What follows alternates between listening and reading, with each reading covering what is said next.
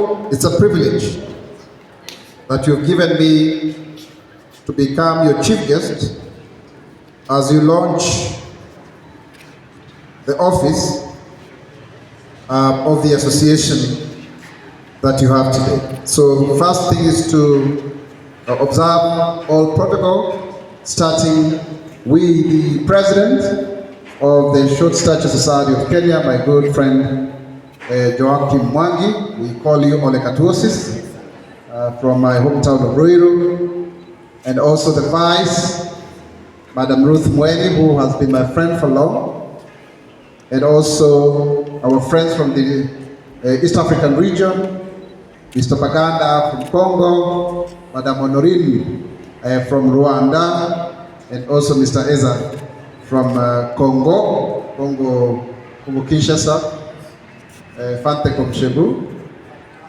and Rwanda, Urumutimo wa Afrika, Tima wa Afrika. Kwa hiyo tunasema mukaribie hii fast na msikie muko bien, ndio bobenisi. Pia ningependa kusema asante kwa the government officials who are here from the State Department for Youth Affairs, the National Gender and Equality Commission, John Zioka, who we went to school together. I think it's good to always say who are your classmates or schoolmates. Also YMCA for even being the host of this, and everybody who is represented here. I've come here with my team from the Office of the Government Spokesman. Please stand up wherever you are, those who are from the Office of the Government Spokesman, whether you are, yeah, thank you. So we have our sign language interpreter here, called Judy Kivuva. We have Lydia Rosasi, who is my technical assistant and also a person with disability. We have my chief of staff, Maina Samuel, and the others are doing there. So you can be seated. Now, at the Office of the Government Spokesperson, we have something we call inclusive communication, where we are trying to see how is it that we will have a government communication also being inclusive to those with disabilities. And we've been visiting schools, we've been speaking about it, and it's part of that program that we also has espoused issues to do of people with disabilities. Why? Because communication is the totality of all that we do. So when we participate in such fora, like now, I think we are live on our page. Yeah, so everybody is able to watch what is happening here, and so that we can communicate that indeed disability is not disability. Disability is not inability. But today I see the theme is celebrating pride in disability. I would want to modify that theme by saying celebrating our pride in dwarfism. Yes. Celebrating our pride in dwarfism. And I was very impressed by the speech by Mr. Paganda from Uganda. Wewe ni mwanasiasa, umezungumza vizuri sana. Very articulate.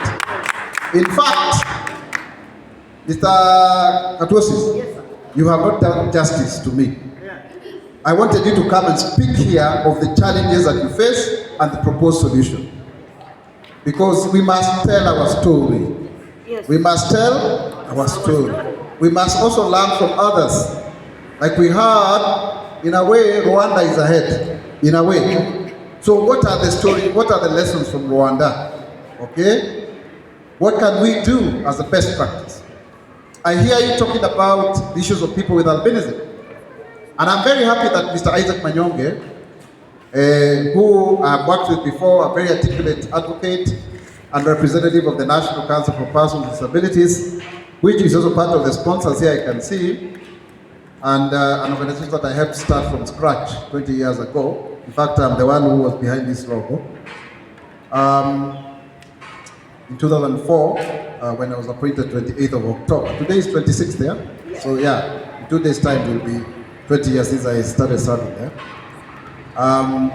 We and I was in charge of communication. I was also the one who started communications department there.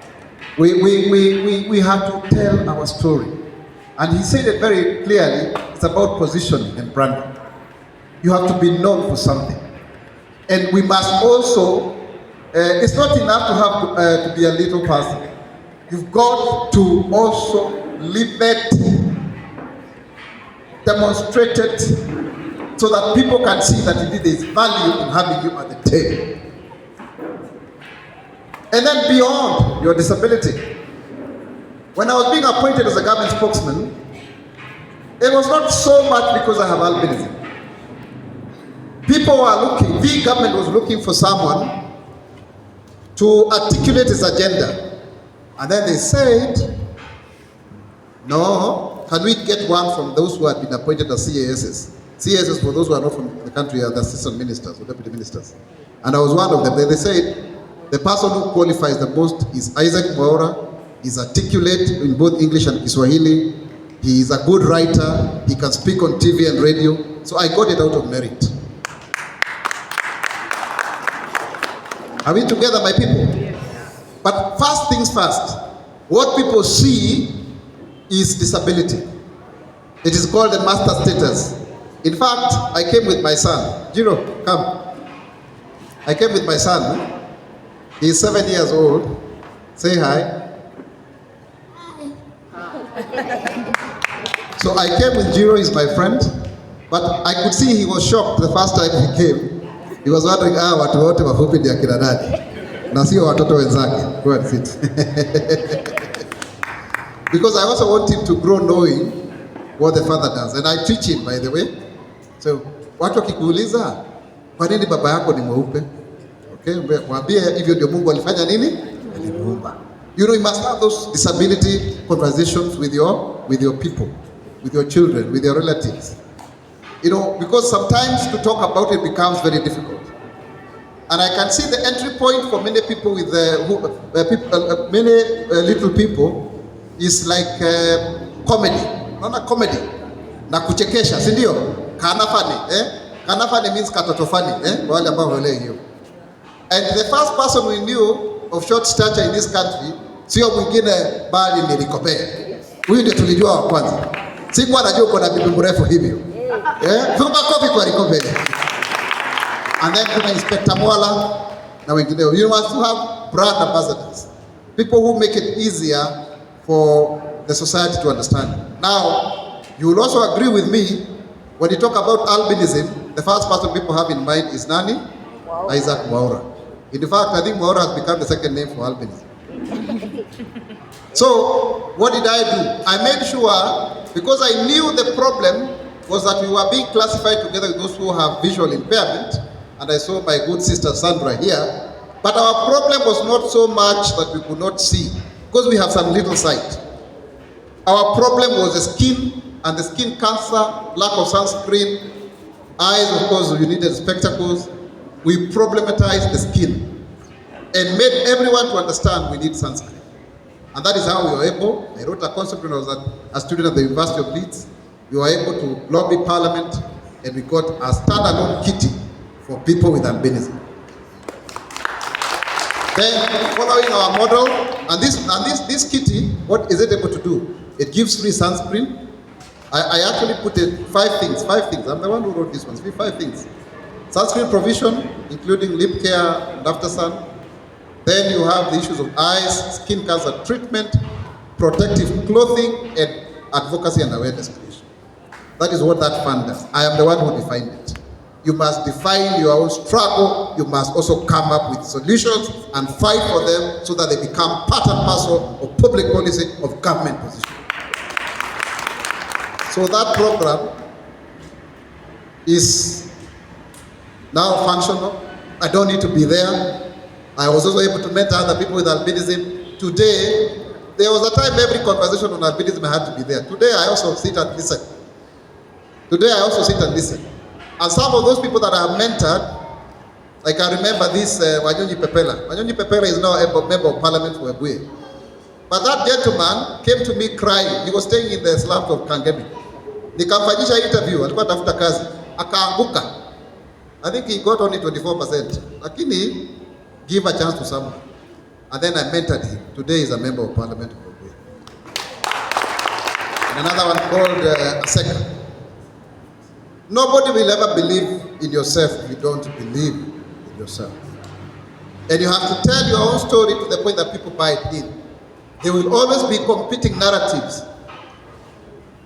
And in the same vein, I believe it is possible to have an allocation annual to buy these tools for people with dwarfism in Kenya. But not just that, because this is a small ask, in my opinion.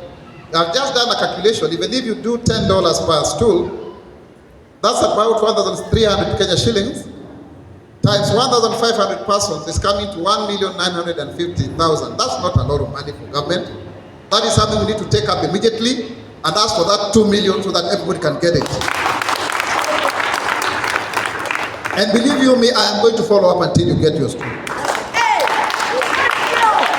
But let's now make it an annual allocation under the National Council for Persons with Disabilities under the Assistive Devices Program. Are we together? Yes. So Mr. Manyonge, let's work together and also talk to Harun Hassan. Kwa sababu ni shilingi milioni ngapi? 2 peke yake bana. But articulate your issues. Then the other thing that we need to do, because I am your voice, I am the voice of government. In fact, unajua saa ingine watu waelewe kile kimetendeka when I became government spokesman. Mimi nimekuwa mtetezi wa wanyonge. Mtetezi wa the voice of the voiceless. Kwa kisiasa ikafika mahali nikakuwa mtetezi wa baba. In fact, I've done a radio show for 10 years from 2013 to 2023. Nilikuwa na hiyo majina wakati mwingine. Lakini sasa mimi, from being the voice of the voiceless, I'm now the voice of government. Now, the voice of government has a disability. That is a communication coup. So when government is talking, there's a person with albinism talking. So you can change your narrative from being seen to be a pariah. When I started joining politics, people did not even want to shake my hand because they used to think it is contagious. I'm trying to tell you, they would even wipe on nafikiri albinism is contagious. You face those challenges. Mtu anakuona kama ukiongea na sauti nyororo kama wewe si mwanaume. Kweli ama uongo? Kweli ama uongo? Anaona kama hujatosha, they start treating you as if bado ni mtoto. No. Be careful in handling your emotions, but don't apologize for being emotional. That's part of us.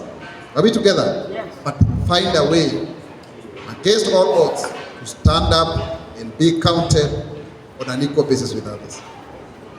I wouldn't be lying if I said today those with albinism are more respected in society because of my position and others. So we want to see more people with dwarfism in positions of leadership. If Joseph Mukobe could become a PS for 10 years, why not you?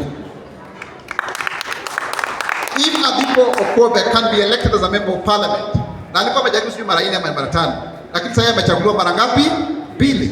So it is possible for you also to become a member of parliament. I remember in 2017, Sonko, you were there, or who was there? Is it you, Mweni? I think I took you to State House. Na nika make sure umepatiwa $500,000 shillings na President Uhuru. Semeni ukweli. Hapo kabisa hapo. But also, earlier on, I am very proud to say, your first association, I am the one who engineered you to form your first association. Because I told William Kariuki, who I was with in the university, na nikamshikanisha na Ruth Mweni, nikamwambia nyinyi watu wacheni kuongea mambo ya wheelchair. Sio hiyo wheelchair mnahitaji, hiyo ndio watu wana physical disability. Talk about yourself, form your own association. Na hapo ndio mkutano mara ya kwanza na mkasonga vile kulivyokwenda. Today we have SSSK. Makofi. So President Joachim, I am happy that you are not just thinking about Kenya, that you also want to have Kenya being the home for the African Association. That is the way to go. I am happy because you have decided not just to go and enjoy your life in America with your beautiful wife. I was looking forward to seeing her. But you are also advocating for your people so that they benefit here. And I don't know kama ulipoenda ulienda pia na Roman Kariuki. Why is Roman? Yeah. Ako wapi Roman? Ndio huyu. Hata wewe ulidisappear huyu. Huyu Roman ndiye tulianza na yeye transition huko Chapati Forum. Kama unasikia Chapati Forum, huyu ndiye founder hapa. Anaona umekula chapati sana. So mambo mengi yanatoka Ruiru hapa na wakati Roman. hata ya dwarfism Roiro, hata Bodongo ni wa Roiro. Hiyo ndio mjashika vizuri hapa. So ladies and gentlemen, we must tell our story. We must not apologize for having a disability. God never made a mistake to make us different. If at all we were all looking the same, what a boring world. We introduce diversity as part and parcel of human experience. And that diversity means we are as many as they come. I am informed that there are over 400 categories of dwarfism. Each one of you, therefore, has a story to say. In fact, some of you who are standing here, you could barely tell that they had dwarfism. Yet, we can see the creativity that is exemplified by what the women are doing. If you buy this scarf, nobody will ever know whether it is made by a person with dwarfism. If you took this mat of Arsenal, nobody will ask who actually made it. So we are joined together with the rest of the world in the essence of our creativity and excellence. Let us bring that which we have, because every one of us, God has given them a talent indeed to shine. God has given us, each one of us, a story to tell that makes the human experience complete. And when we fail to do so, the human experience is poor. The human diversity is not properly expressed. So I really want to ask of you not to cower under the fear and intimidation of normals. Because sometimes we want to imagine of a society in the world where everything is normal. But I would hasten to ask a question. How normal is normal? And that can only tell you it's a fallacy. Because at some point all of us were children, and possibly we were the size of many people in this room. Today we are not. I was looking at myself the other day at a forum that I was attending. And I looked at my face, I said, okay, Mwaura, please start accepting. You look like a middle-aged man. You are no longer the way you are. Look. Sometimes we look at our grandmothers, you wouldn't imagine how beautiful they were, like this lady Arosasi here.